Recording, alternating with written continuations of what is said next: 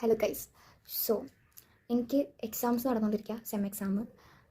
ഇന്ന് ജൂൺ 16 ഞാൻ ഉറങ്ങിയിട്ടില്ല. കാരണം എൻ്റെ മൈൻഡിൽ ഇന്നാണ് എക്സാം.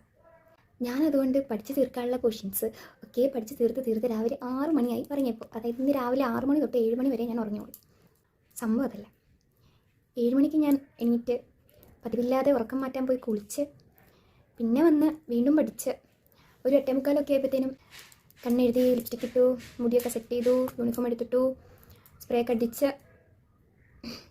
കുറച്ചും കൂടെ നോക്കാനുണ്ടായിരുന്നു. അപ്പോൾ ഞാൻ വിചാരിച്ചു ഇനി വയ്യ, കിട്ടുന്ന മാർക്കൊക്കെ കിട്ടിയാൽ മതി. പെട്ടെന്ന് എൻ്റെ മൈൻഡിൽ ഞാൻ വിചാരിച്ചു ടൈം ടേബിൾ ഒന്നും കൂടെ നോക്കാം.